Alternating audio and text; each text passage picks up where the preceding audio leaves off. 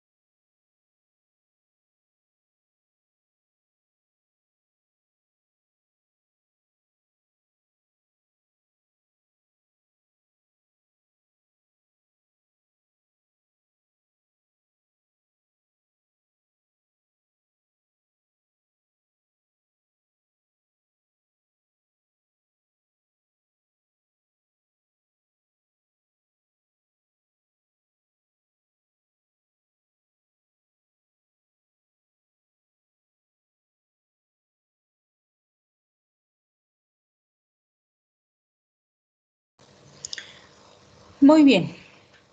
Entonces, vamos avanzando. Como habíamos visto en las clases previas, y como ya les había adelantado, en el tema de farmacodinamia vamos a ir viendo conceptos que ya hemos visto en generalidades. Entonces, algunos conceptos los vamos a reforzar, algunos ya los tenemos bien reforzados y algunos los vamos a ampliar un poquito y los vamos a ir desarrollando. Entonces, vamos a ir recordando algunos conceptos generales importantes. Como hemos definido la farmacodinamia, sería aquella parte de la farmacología que se encarga de analizar las interacciones de los fármacos con las moléculas del paciente. Lo dijimos en términos un poco más fáciles, donde mencionábamos que nos va a permitir entender lo que el fármaco hace en el organismo del paciente, ¿sí? Entonces será muy importante analizar que cuando esa interacción ocurre, va a producirse un efecto o una reacción específica. Entonces, también la farmacodinamia nos va a permitir entender cuáles van a ser los efectos de esa interacción. Y esto, obviamente, como lo dijimos antes, incluye los efectos terapéuticos y también los efectos adversos, porque difícilmente vamos a poder separar, como dijimos, estos dos grandes grupos de efectos. Entonces los vamos a ver en realidad juntos. Y por supuesto nos va a permitir entender las aplicaciones clínicas de esos efectos cuando nosotros los apliquemos al organismo del paciente. ¿Sí? Bien. Entonces fíjense aquí simplemente esquematizamos con un poco de dibujos lo que ya hemos descrito.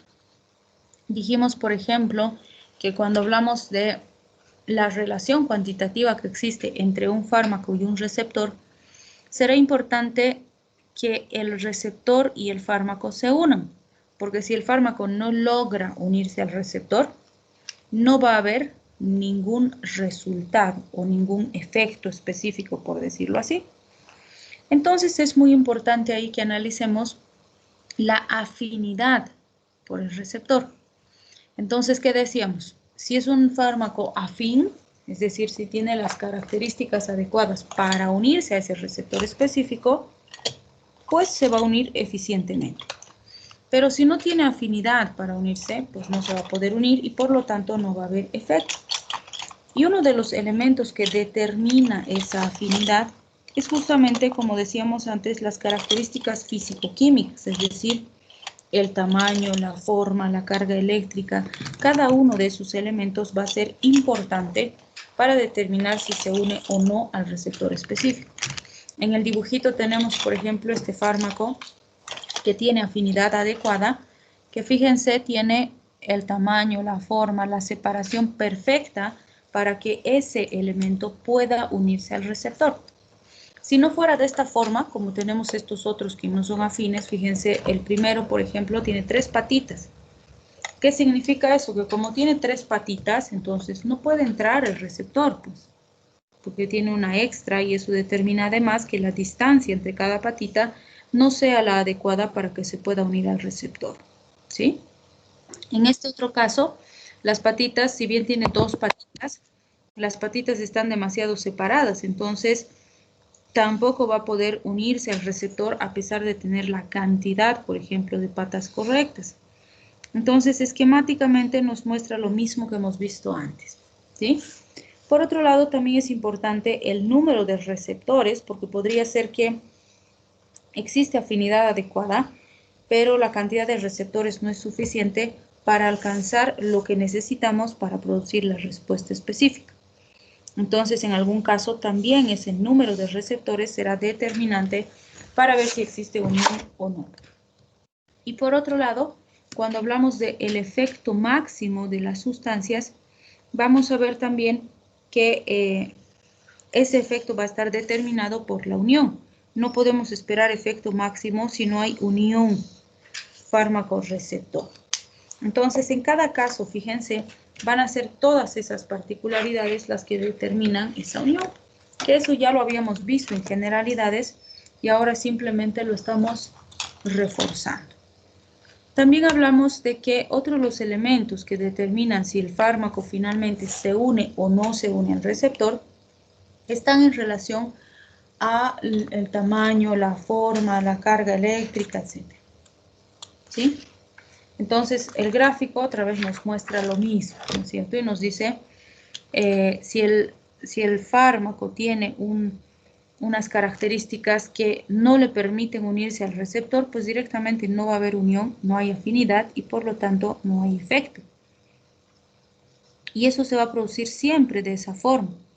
Entonces, en este otro caso, fíjense acá, por ejemplo, el tamaño sí permite que el fármaco entre al receptor, pero aunque ingrese, si no tiene las otras particularidades, de todas formas no va a tener las características adecuadas para poderse unir al receptor y no se va a unir. O sí se ha unido, pero no lo ha activado porque la carga eléctrica no es la correspondiente para la activación de ese receptor. En este caso, a este lado, fíjense, tenemos que el fármaco sí tiene el tamaño, la forma, la carga eléctrica, todos los elementos adecuados para unirse correctamente a ese receptor. Y en ese caso, pues sí, la unión es perfecta y por lo tanto vamos a tener el efecto deseado, por decirlo así. Bien.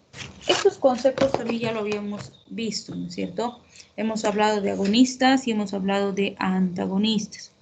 Hemos definido el agonista como la sustancia que se va a unir al receptor y además va a producir su activación. Y el antagonista la hemos definido como aquella sustancia que se une al receptor pero que no lo activa. Entonces, en ambos casos, el elemento en común es que se unen al mismo receptor y ahí nos van a producir el efecto que estamos buscando.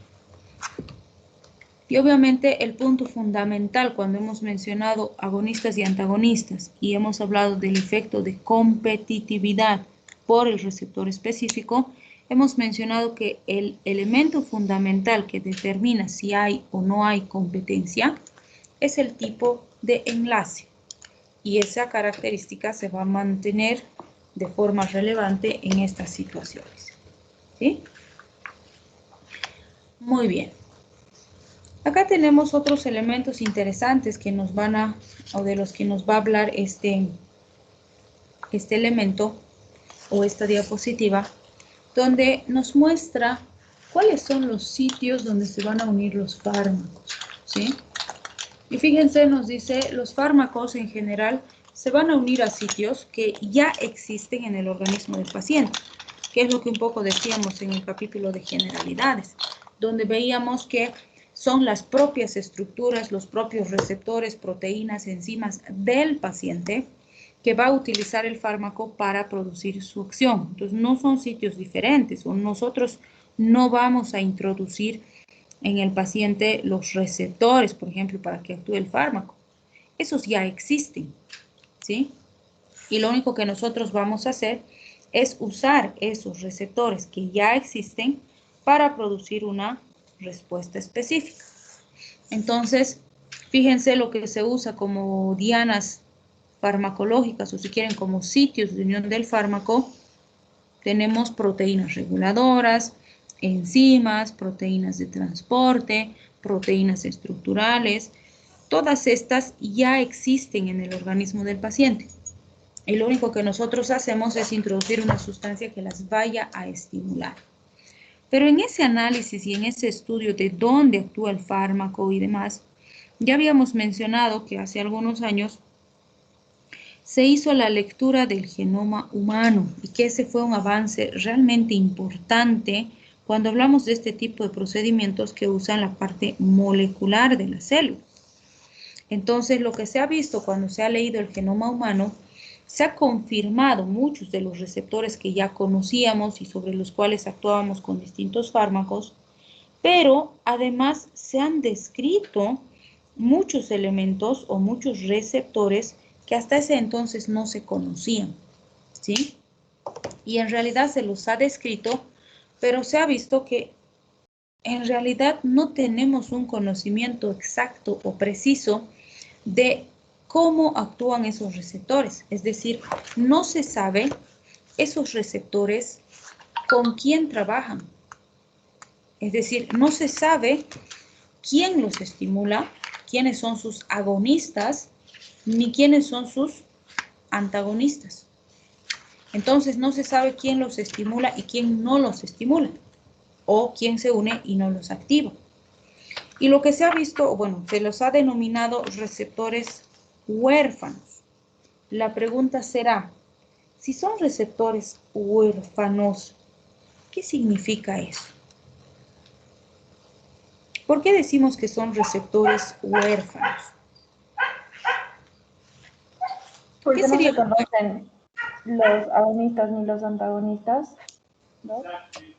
Ya, muy bien. Entonces, igual que en el caso de un huérfano, decimos, no se sabe quiénes son sus papás, pero ¿tiene papás? Por supuesto que sí, tiene que tener, porque si no tuviera papás no existiría el huérfano, ¿sí?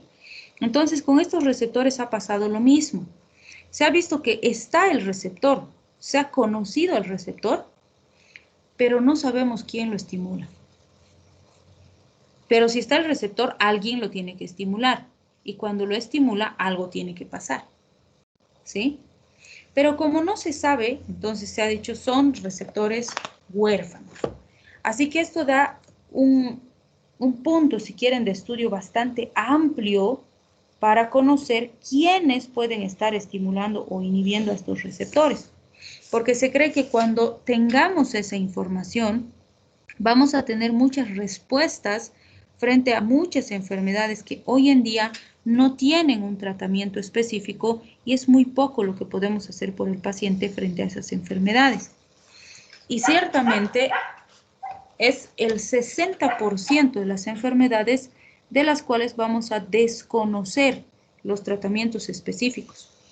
Entonces se cree que cuando tengamos más información sobre estos receptores huérfanos, vamos a tener mejores alternativas terapéuticas. Entonces nos dan una esperanza súper grande de que más adelante podamos tener mejores tratamientos para gran cantidad de enfermedades que hoy en día las manejamos sintomáticamente o que es muy poco lo que podemos hacer por el paciente. Y eso lo vamos a ver, por ejemplo, cuando analizamos la casuística y vemos que es aproximadamente el 60% de la patología en general que no tiene un tratamiento específico, porque en muchos casos ni se conoce la causa y al final lo que hacemos con el paciente son tratamientos sintomáticos nada más, pero no estamos afectando de forma importante ni la evolución de la enfermedad como tal, ni los resultados de la enfermedad a largo plazo. Entonces realmente es mucho lo que se podría trabajar a este nivel, ¿sí? Bien. Estas curvas ya las conocemos, las hemos descrito bien y las hemos analizado, ¿no es cierto? Que son las curvas de concentración-efecto, o si quieren, de dosis-efecto. Y esta curvita que tenemos en el gráfico es la curva clásica y es la que hemos analizado en generalidades, donde decíamos que a medida que la concentración va aumentando, el efecto va apareciendo y llega hasta un pico máximo, ¿sí? Y bueno, lo analizamos como la curva fundamental porque gran parte de los fármacos se van a comportar de esta forma, ¿sí? Y a medida que las dosis aumenten, los efectos también van a ir aumentando. Sin embargo, vamos a ver que hay fármacos que actúan de forma diferente. Y eso nos dice este grafiquito, nos dice, tenemos fármacos que cuando aumentamos las dosis, el efecto más bien disminuye. En vez de aumentar, disminuye.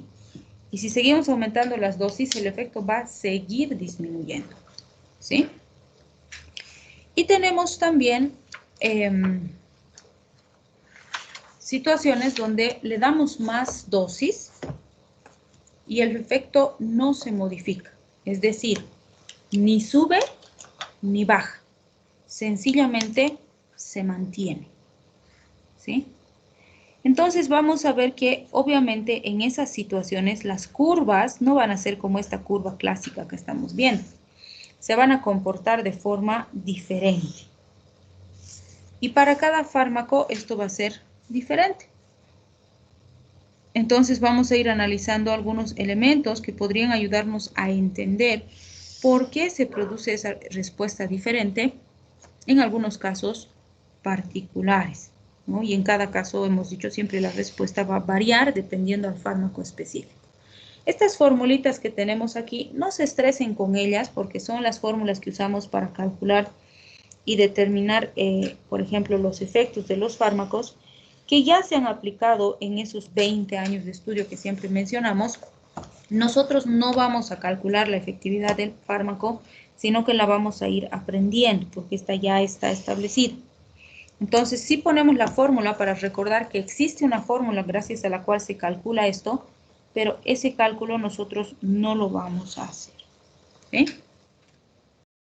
Lo mismo acá, vamos a ver que para determinar los efectos o las relaciones que existen entre los efectos máximos, la concentración, la eficacia máxima de los fármacos, vamos a tener siempre elementos que nos ayuden a analizar esas características. Pero algo que siempre les digo y les menciono yo es que las fórmulas están bien para saber que existe la fórmula, pero no las vamos a calcular. Y lo que nos tenemos que sí aprender y lo que sí nos tiene que interesar es entender de qué forma ese parámetro me sirve para entender lo que va a pasar en el paciente. La aplicación de ese elemento cuantitativo, podríamos decir, en el manejo del paciente, ¿sí? Muy bien. Entonces, cuando hablamos de estos parámetros, uno de los parámetros importantes que vamos a analizar es este que se conoce como la constante de disociación. La constante de disociación la vamos a medir en la mitad del efecto máximo, es decir, este Bmax, fíjense, es el momento en el que se produce el pico máximo del efecto del fármaco, y la mitad de ese, es decir, cuando está al 50% del efecto máximo, es donde vamos a calcular la constante de disociación. Y la constante de disociación está definida como la concentración de fármaco libre a la mitad de la unión máxima, ¿sí? Es decir, esta constante de disociación me va a permitir entender cuánto del fármaco está libre y disociado. Denme un ratito, por favor.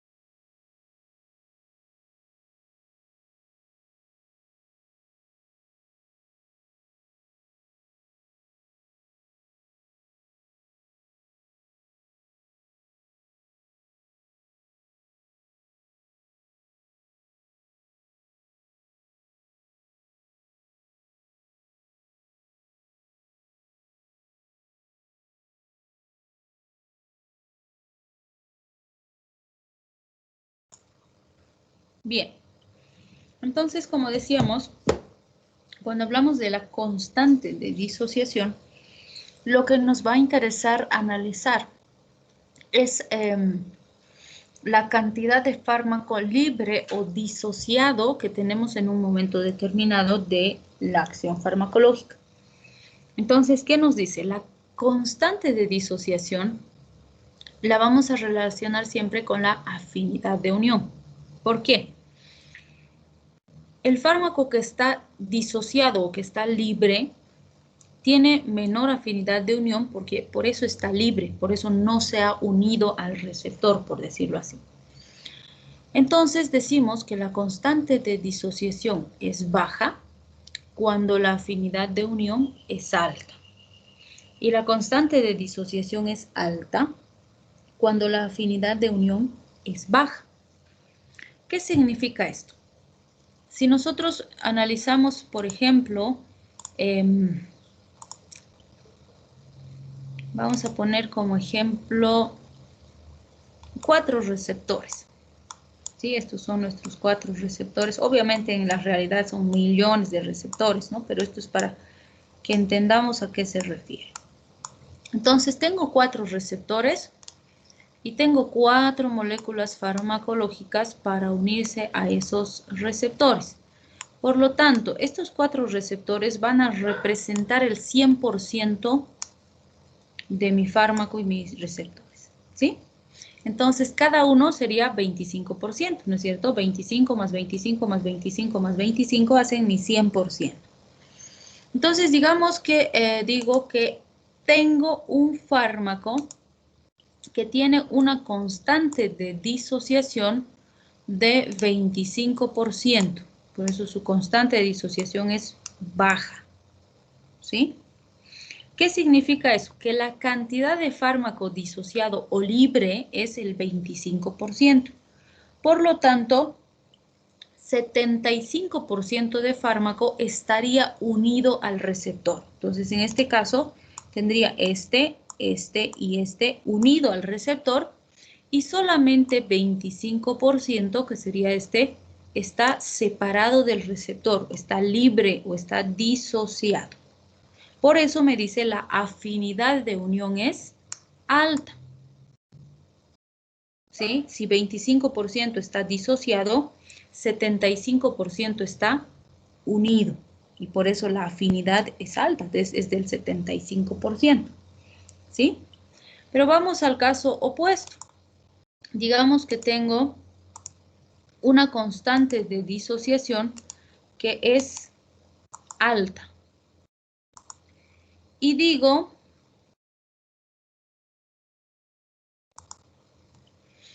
el 75% del fármaco, o más bien la constante de disociación de este fármaco es del 75%. ¿Qué significa eso? Que 75% del fármaco está libre, está disociado, está separado del receptor.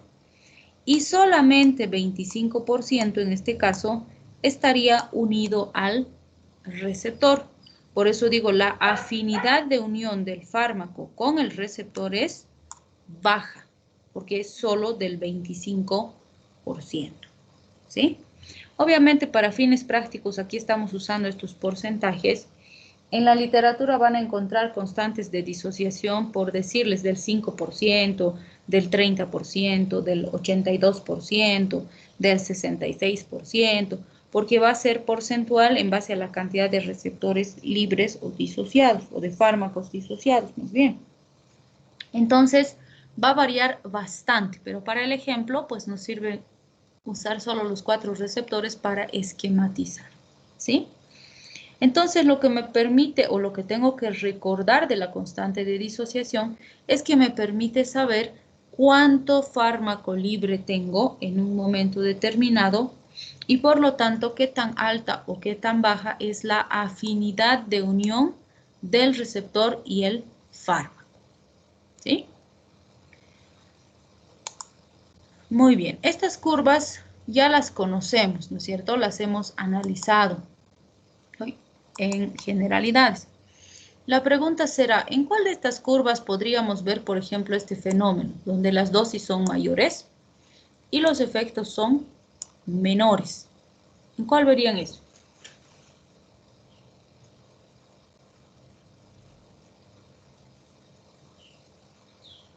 A más D. A más D y A. Sí, muy bien, porque fíjense, aquí voy aumentando más dosis, más dosis, más dosis, más dosis, más dosis, pero el efecto siempre va a ser menor, ¿sí? Obviamente aquí es por el alostérico que está interaccionando, pero sí vamos a tener ese fenómeno.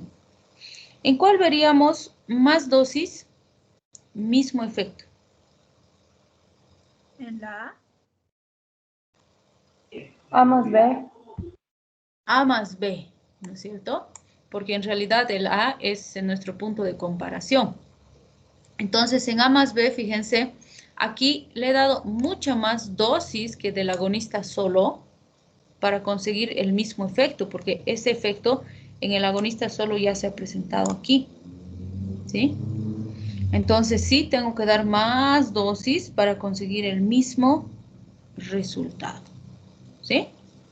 Muy bien, obviamente más adelante vamos a ir analizando en cada grupo farmacológico los efectos que vamos a ver que van a variar de forma importante en relación a varias otras características, no son las únicas. Este grafiquito también ya lo conocemos, lo hemos utilizado para entender la velocidad con la que aparece el efecto. En cada caso en particular, sabemos que son distintos los mecanismos previos antes de la aparición del efecto. Por eso es que no es posible que todos los fármacos actúen exactamente igual o que todos los fármacos produzcan el efecto al mismo tiempo, porque cada uno tiene distintos elementos de activación para conseguir ese efecto deseado. Esto no lo habíamos visto, que lo vamos a analizar ahora. Cuando hablamos de los efectos, también algunos libros nos hacen la clasificación de efectos inmediatos, efectos tardíos y efectos acumulativos. Y en realidad el nombre más o menos ya denota de lo que estamos hablando. Cuando hablamos de un efecto inmediato, decimos que el efecto farmacológico tiene una relación directa con la concentración plasmática del fármaco. Es decir, sube la concentración del fármaco, plum, aparece efecto. Es inmediato, ¿sí? Entonces, hay concentración, hay efecto. Cuando hablamos del efecto tardío, no va a haber una relación directa entre estos dos parámetros. Es decir, sube la concentración del fármaco y puede no haber efecto. Por eso nos dice tarda en relación a la concentración. Y si se acuerdan un poco, ya hemos ido describiendo esto cuando veíamos algunos mecanismos específicos de acción farmacológica, que los vamos a revisar más adelante también, porque muchas veces el mecanismo que va a utilizar el fármaco para producir la respuesta puede ser, por ejemplo, un cambio en la expresión genética de la célula. Y eso no va a ser inmediato, ¿sí? Va a tardar. Entonces, el efecto va a tardar en aparecer y en observarse en relación a la concentración. Y cuando el efecto está apareciendo, pues el fármaco puede incluso ya no existir en el organismo del paciente. Entonces, no va a haber una correlación directa entre la concentración y el efecto. Cuando la concentración está alta, no hay efecto. Y cuando la concentración ya no existe, recién está apareciendo el efecto. Es decir, va a tardar en aparecer el efecto. Y el efecto acumulativo, como dice su nombre, estaría más relacionado a la acumulación de fármaco en algún compartimiento que a la administración directa del fármaco, ¿sí? Por ejemplo, han debido escuchar hablar de los dispositivos que han empezado a poner estos últimos años anticoncepcionales, ¿no? Y le ponen un dispositivo en el brazo que dura más o menos unos 4 o 5 años su efecto anticoncepcional, ¿sí? Y no es que la paciente tiene que ir, qué sé yo, cada mes a que recarguen el equipito o que pongan, que revisen el implante, no, sino que le ponen una vez, obviamente hay algunos cuidados que tiene que mantener, pero después el efecto anticoncepcional del dispositivo va a durar los 4 o 5 años para los que está diseñado, ¿sí? Entonces, en ese caso, fíjense, obviamente estos dispositivos producen liberación sistemática de pequeñas dosis de hormonas. Entonces, ¿qué va a pasar? Durante todos esos años, el fármaco va a estar acumulado en el dispositivo en compartimientos determinados y está diseñado para que cada cierto tiempo se vaya liberando un pequeño pulso de ese contenido farmacológico. Y eso nos va a ir manteniendo el efecto. Entonces, lo que me produce el efecto es la acumulación del fármaco en un sitio a partir del cual se va a ir liberando sistemáticamente y no la administración inmediata del fármaco en algún momento. O por ejemplo, qué sé yo, van a escuchar algunos fármacos que son de depósito, como les decimos. ¿Qué quiere decir eso? Que se depositan en un compartimiento determinado y poco a poco, a partir de ese compartimiento, en el tiempo, van liberando pequeñas cantidades del fármaco y esa cantidad del fármaco que se libera es la que nos va a ir produciendo el efecto en el tiempo. Entonces ahí el efecto no se relaciona con la administración del fármaco, sino con la acumulación del fármaco en un compartimiento determinado. Bien, otro concepto que tenemos que revisar es el concepto de receptores de reserva. Cuando hablamos de los receptores de reserva, estos han sido definidos como aquellos que existen cuando tenemos o podemos realizar la actividad o la estimulación máxima de la respuesta sin ocupar todos los receptores. ¿Qué quiere decir esto? Digamos que yo tengo 3 receptores. Otra vez insistimos en que son miles, ¿no? Pero para el ejemplo pues sirve poner datos más chiquitos. Entonces, digamos que tengo 3 receptores. Si yo puedo estimular un receptor y con esa estimulación producir la respuesta máxima del fármaco, estos 2 receptores que no han sido estimulados son mis receptores de reserva. ¿Qué significa eso? Que si yo necesito repetir esa respuesta máxima que he conseguido con este receptor, vuelvo a estimular otro y puedo volver a producir la respuesta máxima. Y así sucesivamente. Entonces, ya está establecido qué fármacos tienen o trabajan con receptores de reserva, ¿sí? Entonces, los tengo que conocer.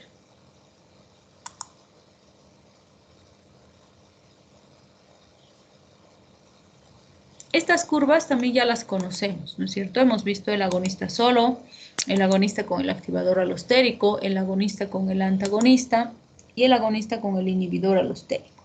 ¿Qué elementos súper importantes debemos repasar aquí? Para que un agonista y un antagonista que actúan en el mismo sitio receptor puedan competir por el receptor, ¿cuál es el requisito más importante? El tipo de enlace, primer enlace. Excelente, tipo de enlace. Eso no se tienen que olvidar. Muy bien, si tengo la acción de un agonista con un inhibidor alostérico, ¿puedo incrementar la respuesta aumentando la dosis del agonista?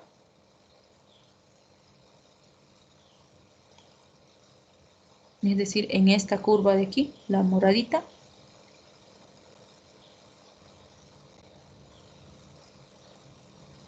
¿Podemos o no podemos?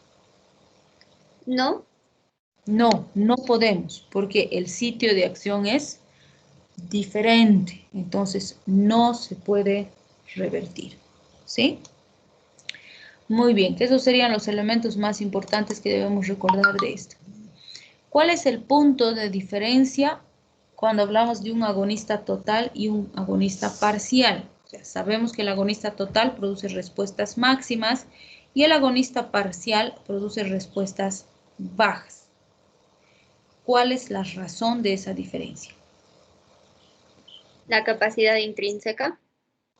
Muy bien, entonces ese es el concepto que no debemos olvidar. Capacidad intrínseca. Eso es lo único que va a variar. Bien. Bueno, entre competitivo y no competitivo ya hemos dicho, el punto fundamental es el tipo de enlace.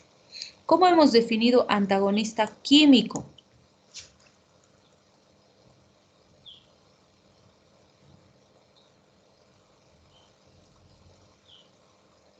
¿Qué sería un antagonista químico?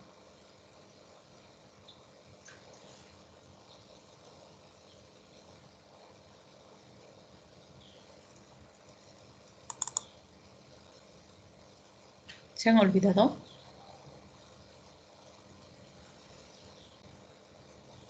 Cristian.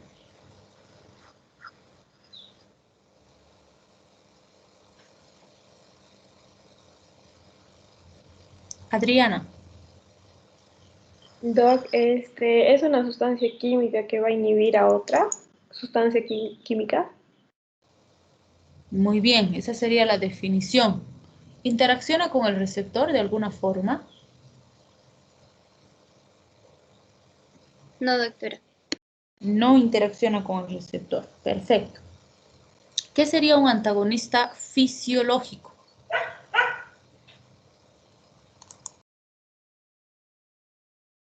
¿Son aquellos que van a antagonizar con los efectos del fármaco?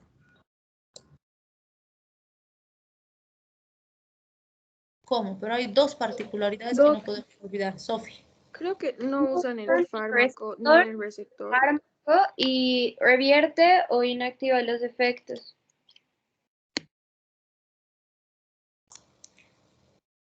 Ya, entonces no interacciona ni con el fármaco ni con el receptor causante del problema, pero revierte los efectos. ¿Sí? Entonces esos elementos no debemos olvidar de los antagonistas fisiológicos. Muy bien. Aquí fíjense, tenemos una esquematización de los distintos mecanismos de señalización que utiliza nuestro organismo.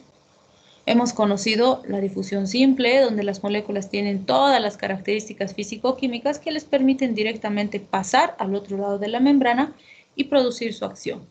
Hemos conocido los canales iónicos que se abren, dejan pasar sustancias, se cierran, no dejan pasar sustancias. Sabemos que estos se pueden activar por ligando o por voltaje. También conocemos las proteínas transmembrana, que tenemos distintos tipos. Algunas activan una enzima al interior de la célula, otras trabajan con enzimas especializadas o complejos enzimáticos como las cinasas, y otras actúan con complejos proteicos y que también interaccionan con enzimas como las proteínas G y sus segundos mensajeros. En estos casos que hemos mencionado, el fármaco no necesita ingresar dentro de la célula para producir su acción. Lo único que va a hacer es fijarse a un sitio específico, como tenemos aquí, que está fuera de la célula, y eso va a producir un cambio de conformación en la estructura del receptor, y eso va a activar una respuesta intracelular que va a ser la responsable de la respuesta farmacológica. Entonces, en cada caso, esto va a variar dependiendo del fármaco que estemos usando y dónde tiene que llegar el fármaco para producir sus efectos. Y en general, fíjense, todos estos mecanismos de señalización los utilizan nuestros neurotransmisores, nuestras hormonas, que en general son señalizadores químicos.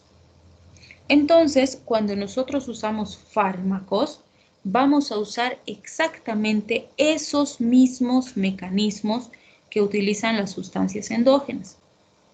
Entonces, las tenemos que recordar. Por eso es que les decía, aquí vemos mucho de fisiología. ¿Sí? Bien, ¿quieren descansar un ratito antes de que empecemos esto o continuamos más?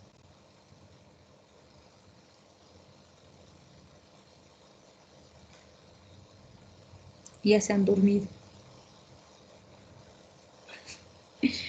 Ya, descansen 10 minutitos y luego Sí, Doc.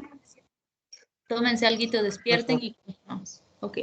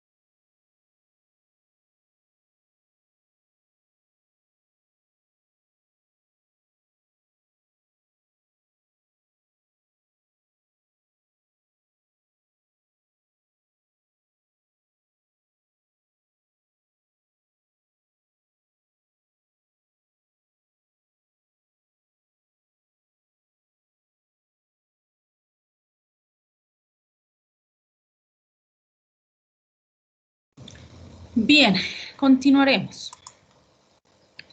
Entonces, vamos a ver aquí algunos de los mecanismos más importantes que utilizan las sustancias endógenas y por lo tanto las sustancias exógenas administradas como fármacos para conseguir sus efectos en los pacientes. Y esto nos va a permitir entender un poquito más esas diferencias en la respuesta que hemos mencionado cuando hemos visto los otros conceptos básicos. Entonces, fíjense, cuando hablamos de los receptores intracelulares para agentes liposolubles, vamos a ver que estos, en primer lugar, actúan en el interior de la célula. En segundo lugar, existen ya estructuras dentro de la célula que se encuentran en una forma inactiva y que cuando estos agentes liposolubles actúan, se van a activar. Entonces, vamos a hablar de los esteroides. Los esteroides en general utilizan este tipo de mecanismos para producir sus respuestas. Entonces, fíjense, dentro de la célula existe esta estructura que está fijada a este fragmento HCP90 y la unión con este fragmento es lo que determina que esta molécula se encuentre en forma inactiva. Cuando la sustancia esteroidea ingresa al organismo, entra a la célula, o bueno, que puede ser endógena o exógena, como ya dijimos, va a existir un sitio de fijación perfecto que tiene todas las características de tamaño, forma, carga, etcétera, para que esa sustancia esteroidea se pueda fusionar con el receptor. Entonces, cuando se produce esta fijación del esteroide con la molécula, se produce un cambio de conformación en esta molécula, que es lo que se necesita para que exista una disociación del estabilizador o de ese segmento HCP90 que hemos mencionado. Entonces, cuando el HCP90 se separa, la molécula se activa. Esta activación molecular es la que va a permitir que se produzca la respuesta que necesitamos cuando se activan estos mecanismos. Entonces, decimos, lo que estamos observando en este tipo de casos va a ser un cambio en la expresión genética de la célula. Es decir, en este caso, ¿sí? Si tenemos nuestra celulita aquí digamos va a estar el núcleo y aquí vamos a tener nuestras cadenas de material genético, ¿sí? Entonces, cuando nosotros producimos una respuesta de este tipo, como estamos mencionando, lo que vamos a tener es que esta sustancia esteroidea, al activar esta molécula y esta empezar a sintetizar nuevos carbohidratos, nuevas proteínas, nuevos elementos diferentes a los que estaba produciéndose antes de esta activación, va a tener que ingresar y venir y producir una respuesta aquí, dentro de la célula, cambiando la expresión genética de esa célula, haciendo que esta célula empiece a producir nuevos elementos y la producción de esos nuevos elementos se van a manifestar como una respuesta determinada y esto va a ser lo que finalmente produzca el efecto de esta sustancia esteroidea, ¿sí? Entonces, justamente por estos elementos que tienen que cambiar para que se produzca y se evidencie la respuesta, vamos a ver que, primero, el comienzo de acción de estos fármacos es lento, no van a ser inmediatos. Decíamos antes, cuando veíamos algunos ejemplos, que hay fármacos como la nitroglicerina que actúa en 45 segundos. En este caso, o sea, si voy a producir un cambio en la expresión génica, es imposible pretender que la respuesta se produzca en un tiempo tan corto. Entonces, mínimamente van a tardar más de 30 minutos, o sea, por lo general están por encima de los 30 minutos, dependiendo del cambio específico, pueden ser horas o incluso pueden ser días que necesitemos para evidenciar ese cambio que vamos a conseguir, ¿sí? Además, esta característica también va a determinar que exista la persistencia del efecto, aún en ausencia del estimulante, y que no exista una correlación temporal entre la concentración plasmática y el efecto. ¿A qué se refiere eso? Cuando nosotros le damos el fármaco al paciente y el esteroide viene, se une al receptor y produce la activación de la molécula, vamos a decir que estamos aquí con una alta concentración de fármaco, ¿sí? Pero como el cambio, o sea, el mecanismo por el cual se va a producir este efecto, que es la respuesta, va a ser un mecanismo lento que va a tomar su tiempo. Cuando este efecto aparezca, probablemente la concentración o esté disminuida o incluso haya desaparecido, ¿sí? Por eso nos dice, no hay una correlación temporal entre concentración y efecto, porque cuando la concentración es alta, no hay efecto. Y cuando la concentración es baja o ya no existe fármaco, recién aparece el efecto. A eso se refiere con esta correlación. Y la persistencia del efecto es causada por lo mismo, porque así como he necesitado activar varios mecanismos, seguir varios pasos y demás hasta que aparezca el efecto, cuando dejo de darle la sustancia al paciente, los pasos tienen que retornar, podríamos decir, por el mismo camino hasta la inactivación completa de la molécula, ese cambio en la expresión génica, para volver a la condición inicial. Y ese proceso también va a tener su tiempo. Entonces, por ejemplo, si he tardado más o menos unas 10 horas en que el efecto aparezca, cuando dejo de dar, también va a tardar unas 10 horas en que el efecto desaparezca. Entonces va a ser equitativo, por decirlo así. Con la misma velocidad con la cual aparece el efecto, va a desaparecer el efecto cuando suspendamos el fármaco. Si tarda más en aparecer, va a tardar más en desaparecer.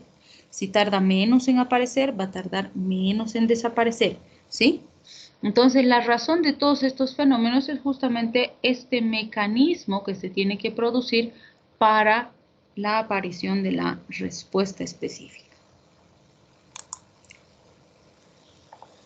Bien, otro de los sistemas de señalización que vamos a recordar es el que utilizan las enzimas transmembranas reguladas por ligando. Entonces, recuerden que siempre que usamos el término ligando, nos estamos refiriendo a los fármacos o a sustancias químicas que producen una acción en un receptor. Pueden ser ligandos endógenos, como nuestra propia insulina, péptidos natriuréticos, auriculares y demás, o pueden ser exógenos sintéticos, que son los que usamos como fármacos, que actúan en los mismos sitios de nuestro organismo, como ya estamos enfatizando tantas veces. Entonces, fíjense, en condiciones normales, acá tenemos, bueno, este es un esquemita de la membrana de la bicapa lipídica, y estos serían proteínas transmembrana, que por definición, como el nombre nos dice, atraviesan completamente la membrana. Y tienen un segmento extracelular, un segmento intracelular y un segmento transmembrana que comunica el extracelular con el intracelular, ¿sí? En condiciones normales, estas proteínas están inactivas, están estáticas, si quieren, sin cumplir ninguna función específica. Cuando aparece una molécula efectora, en este caso, por ejemplo, es un factor de crecimiento, podría ser insulina, podría ser un péptido, etc. Pero se va a unir a este sitio específico que ha sido diseñado para recibir al fármaco, ¿sí? Entonces, como hemos visto antes, se va a unir a ese sitio receptor.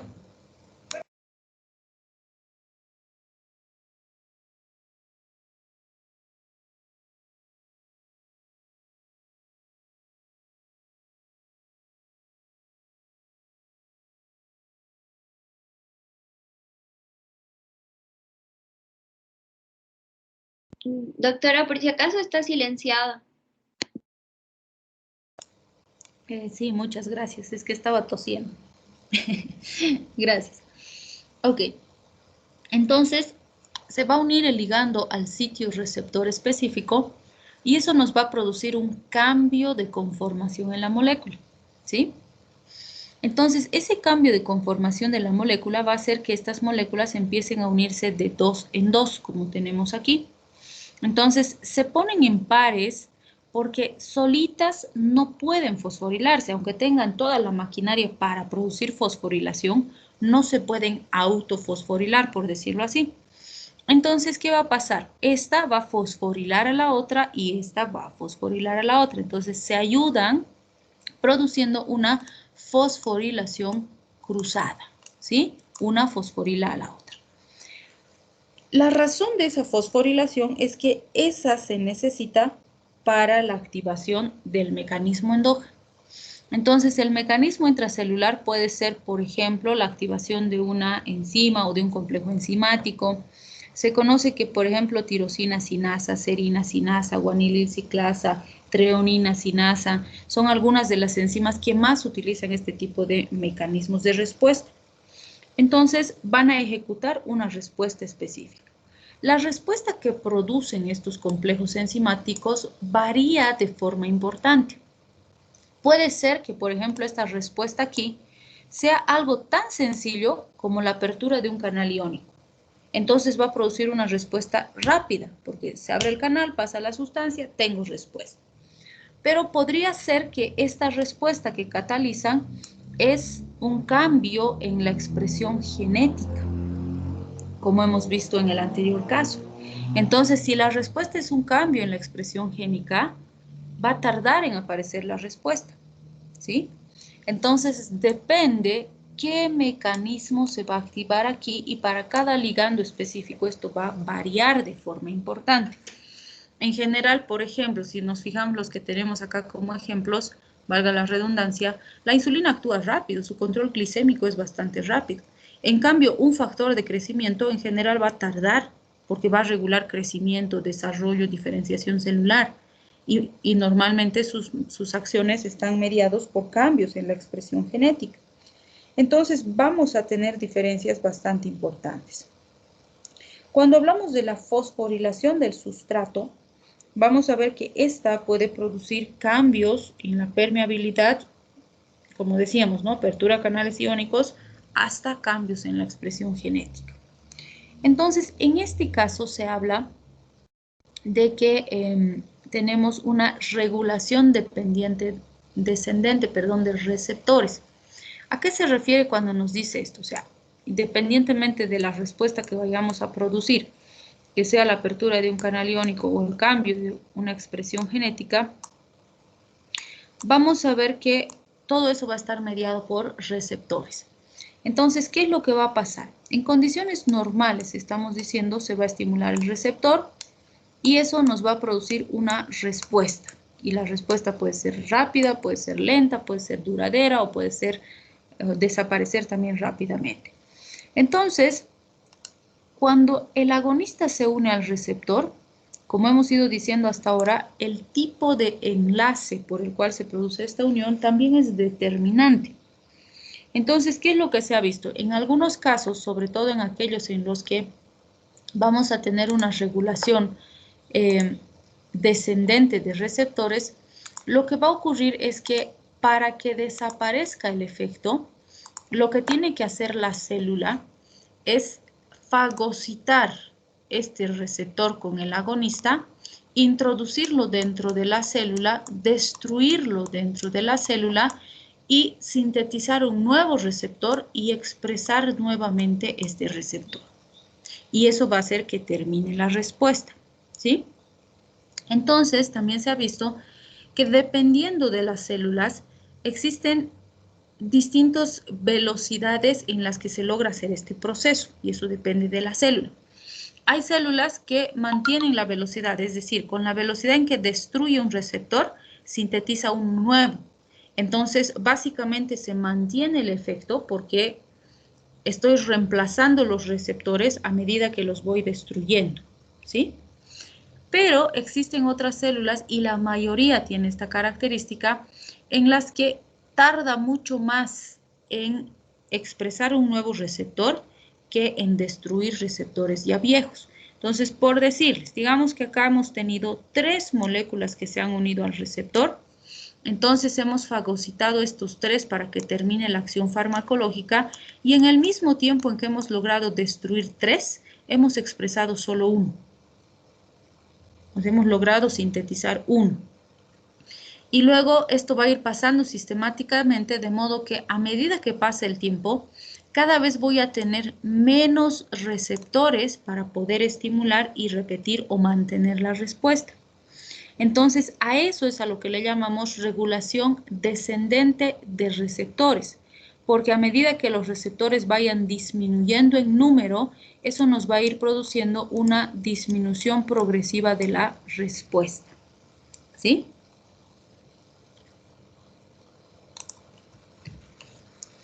Bien, los sistemas que usan receptores de citocinas, vamos a ver que son sistemas muy parecidos a los anteriores, con la diferencia de que tienen algunos elementos más y por eso son un poquito más complejos, pero básicamente es el mismo esquema.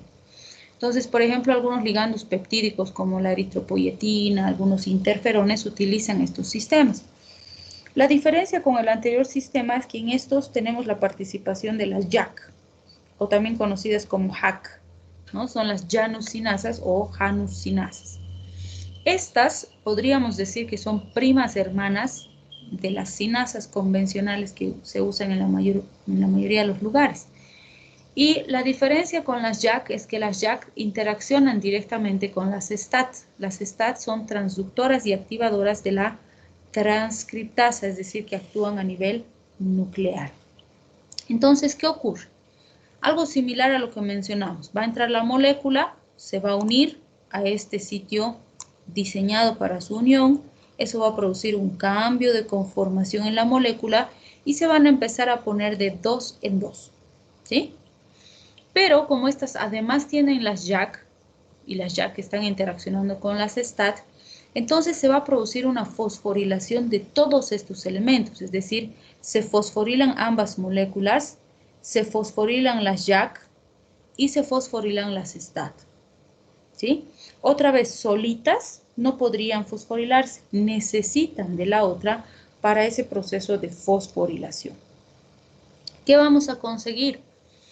Formar el complejo STAT-STAT, es decir, toda esa fosforilación tiene el objetivo preciso de que se forme un complejo donde se fusionan dos STAT y forman enlaces cruzados gracias a la fosforilación, de modo que este complejo STAT-STAT se disocia de las JAK, se separa y se dirige al núcleo para producir un cambio en la expresión génica a nivel nuclear y ese cambio es el que va a producir la respuesta farmacológica. ¿Sí? Entonces, si se dan cuenta, es parecido al anterior, solo que tiene JAK y STAT como extra, podríamos decir. Este es el mecanismo más sencillo que vamos a conocer. Y bueno, que en realidad ya lo conocemos, solo lo vamos a recordar. Es el que usa canales iónicos. Que como dijimos, estos son sumamente utilizados por gran cantidad de componentes en nuestro organismo y pueden estar regulados por ligando o por voltaje. Si están regulados por ligando, entonces va a haber una sustancia química que tiene un sitio de unión específico donde se va a unir. Entonces, viene ese ligando, se fija como tenemos aquí, y esa fijación produce un cambio de conformación en la molécula, se abre el canal iónico, las sustancias pasan y se produce la respuesta. ¿Sí? Pero también puede trabajar por voltaje. Y si trabaja por voltaje, lo que determina la apertura o el cierre del canal es la membrana plasmática, el voltaje en realidad de la membrana plasmática. Y cuando se produzcan cambios en el voltaje de la membrana, ese cambio abre el canal, pasa la sustancia, tengo respuesta. Cambia el voltaje, se cierra el canal, no pasa la sustancia, no hay respuesta.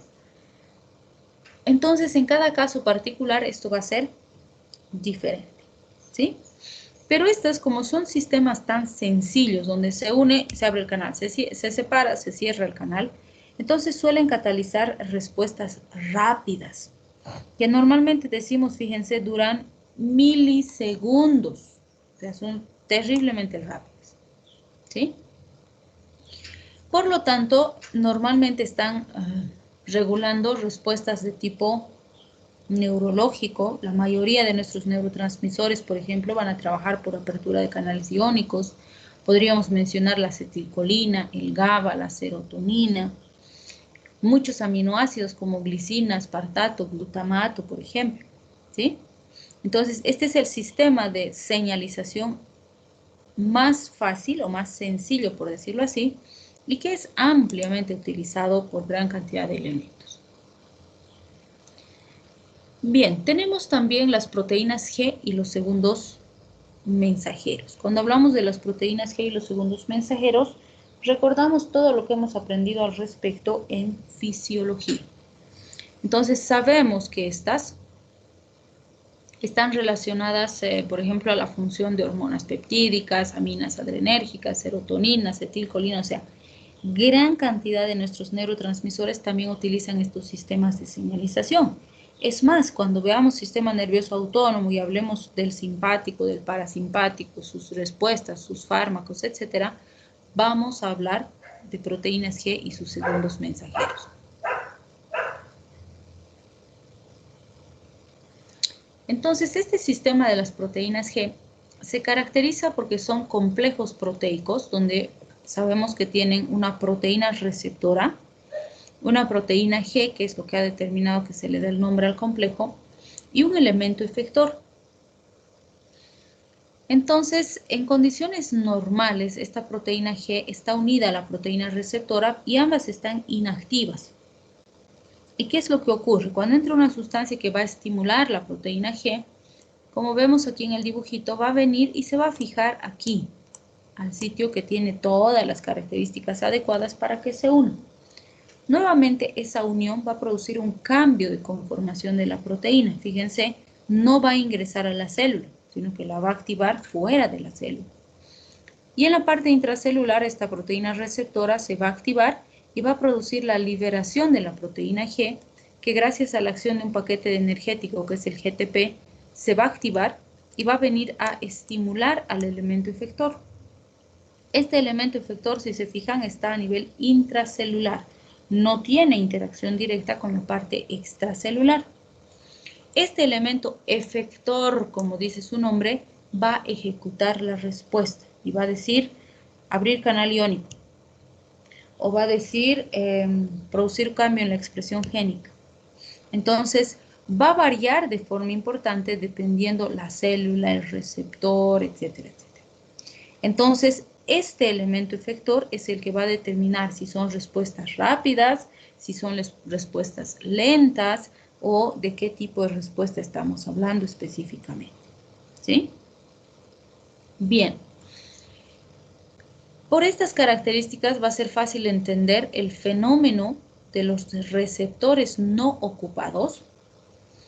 Y también vamos a recordar que las proteínas G en general, al trabajar con segundos mensajeros, producen respuestas que se diseminan y se amplifican, pero de una forma fabulosa y sumamente rápida. Y esto se debe a que cuando hablamos de estos segundos mensajeros, estos se encargan de producir o llevar, si quieren, esa señal y esa respuesta de forma sumamente rápida hasta los últimos rincones donde nos imaginemos, y eso es lo que permite que la respuesta que nosotros evidenciamos pueda verse de forma macroscópica. Todo esto que nosotros estamos mencionando, estamos diciendo que se produce en la célula, pero obviamente si se produjera esta respuesta en una sola célula, pues no veríamos ese resultado en el paciente, ¿no es cierto? No podemos ver lo que pasa en una célula. Pero si se produce en cientos de células al mismo tiempo, eso lo vamos a poder ver como taquicardia, bradicardia, diaforesis, qué sé yo, una arritmia. O sea, vamos a poder verlo gracias a que esa respuesta se amplifica en cuestión de segundos de forma muy intensa y muy amplia. Y eso se produce gracias a los segundos mensajeros. Bien, entonces este fenómeno de los receptores no ocupados que mencionamos ya lo hemos descrito. ¿A qué se refiere? A que si la respuesta aquí es un cambio en la expresión genética, hemos dicho que la respuesta va a tardar en producirse. Por lo tanto, cuando este agonista esté aquí unido al receptor, no va a haber respuesta. Y cuando exista respuesta, no va a haber agonista unido al receptor. A esa fase, es decir, cuando tengo efecto y el receptor está vacío, es al que le decimos fenómeno de los receptores no ocupados, porque nos dice el receptor está libre, pero hay efecto. Y la razón de que eso se produzca es justamente el mecanismo de activación, que en este caso sería un cambio en la expresión genética, que tarda en evidenciarse y tarda en desaparecer. ¿Sí?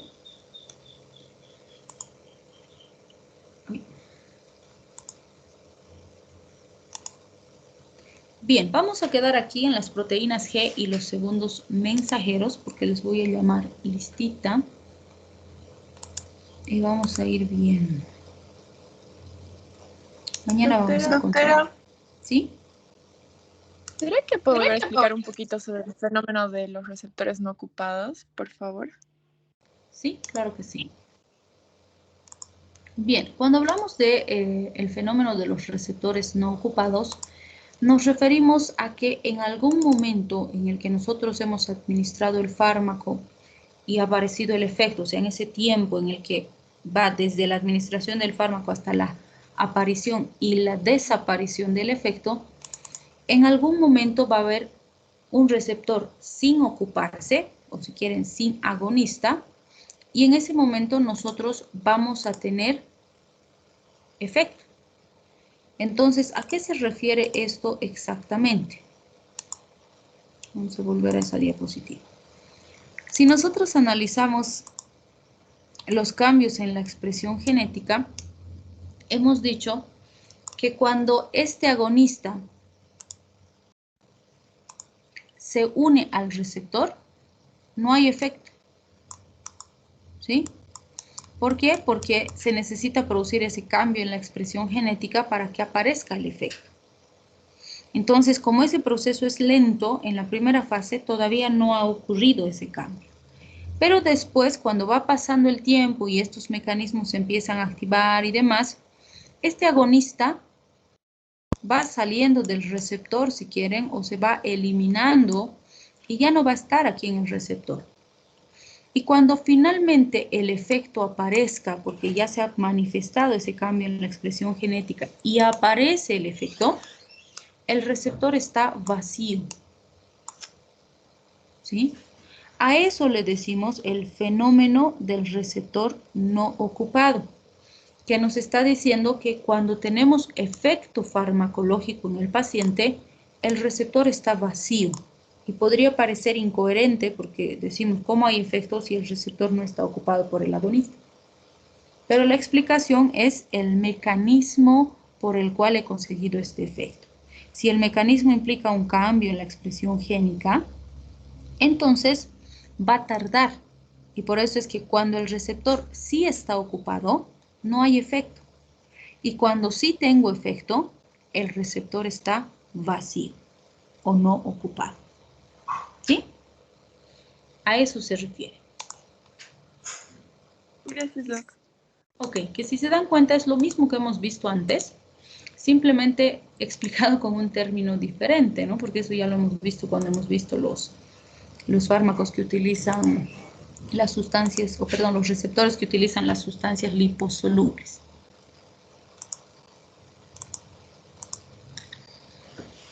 Bien, les llamaré listita y hoy vamos a quedar ahí. André Nicolás. Presente, Doc. Max Alejandro. Presente, Doc. María Alejandra. Presente, Doc. Valentina. Presente, Doc. Sofía. Presente, doctora. Marco Antonio. Presente, doctora. Dalia. Presente, Doc. Camila Fernanda. Presente, Doc. Indiana. Presente, doctora. Erika. Presente, Doc. Sara Evelyn. Presente, doc. Roxana. Presente, Doc. Wilson Andrés. Presente, doctora. Y Alejandra. Presente, Doc. Gabriela. Presente, Doc. Cristian. Presente, Doc. Adriana. Presente. Ronald Amadeo. Presente, doctora. Carla Cecilia. Presente, Doc. Brian Alexis. Presente, Doc. Debra Isabel. Presente, Doc. Madaí Rebeca. Presente, Doc. Ingala, Cristian Andrés.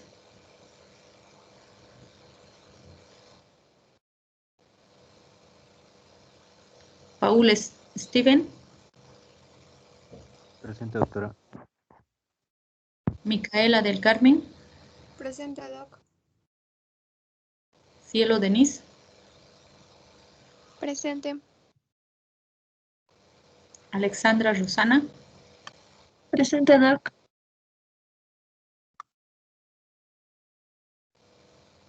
Adriana Carmen.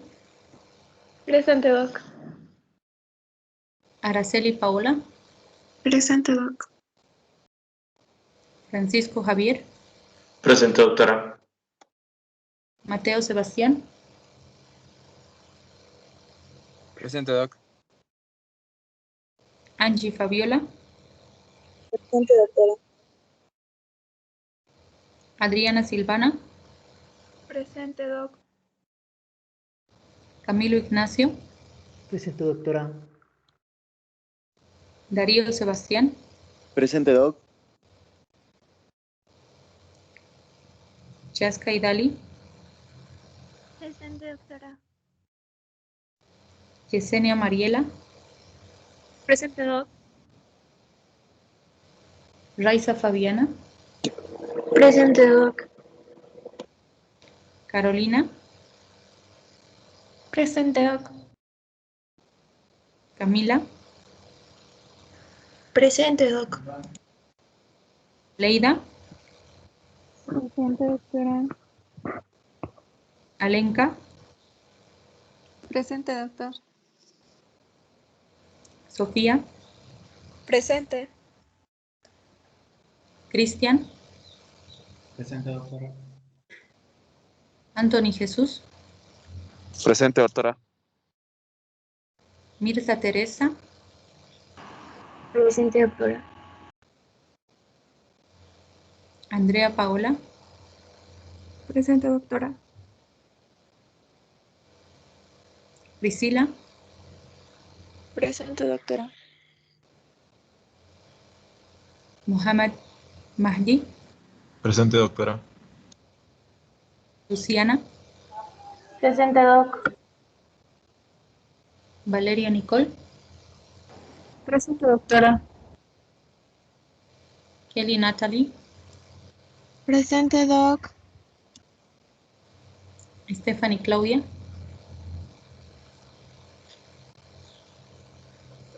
Presente, Doc.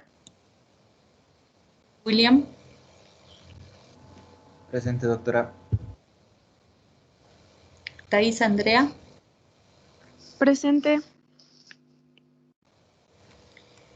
Muy bien, entonces mañana vamos a continuar con las proteínas G. Yo creo que mañana ya vamos a terminar farmacodinamia y vamos a empezar farmacocinética.